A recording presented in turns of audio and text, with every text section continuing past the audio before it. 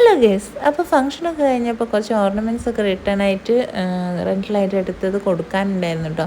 അപ്പോൾ അതൊക്കെ ഒന്ന് സെറ്റ് ചെയ്ത് വെച്ചതാണ്. ചെക്ക് ചെയ്ത് നോക്കുന്നുണ്ട് എന്തൊക്കെയാണ് കുറവുണ്ടോ, നമ്മൾ വാങ്ങിച്ചതുപോലെ തന്നെയാണോ എന്നൊക്കെ നോക്കുമായിരുന്നു. അതൊക്കെ സെറ്റാണ്. ഇനി പാക്ക് ചെയ്ത് നമുക്ക് പോയാൽ മതി. അപ്പം അതിനുള്ള ലാസ്റ്റ് ഡേറ്റ് ആയിട്ടുണ്ട്. അതുകൊണ്ടാണ് ഇപ്പോൾ ഈ ഒരു ടൈമിൽ ഇറങ്ങുന്നത്. ഉച്ച ടൈമാണ്, നല്ല വെയിലൊക്കെ ഉണ്ട് കേട്ടോ പുറത്ത്. അപ്പം അതിൻ്റെ ഇടയ്ക്ക് ഇക്കാക്ക് കുറച്ചൊരു വയ്യായികയൊക്കെ ഉണ്ട്. അപ്പോൾ അതിന് ഡോക്ടറെ അടുത്തൊന്ന് കൺസൾട്ട് ചെയ്യുകയൊക്കെ വേണം. അതിനുള്ളൊരു ടൈമും കൂടെ കണ്ടിട്ടാണ് ഇറങ്ങിയത്. അങ്ങനെ ഡോക്ടറെ അടുത്ത് പോയി അതിനുള്ള മെഡിസിൻസൊക്കെ വാങ്ങി ഞങ്ങളിതാ മാല കൊടുക്കാനുള്ള ആ ഒരു കടയിൽ നോക്കി ഇറങ്ങിയതാണ്. അങ്ങനെ അത് നോക്കി അവിടെ എത്തി റിട്ടേൺ കൊടുത്തു. ഞങ്ങളിത് ഇറങ്ങിയിട്ടുണ്ട്. വരുന്ന വഴിക്ക് എനിക്കൊരു വലിയ ബാഗ് വേണമെന്ന് പറഞ്ഞപ്പം അതൊക്കെ ഒന്ന് നോക്കാമെന്ന് വിചാരിച്ചു.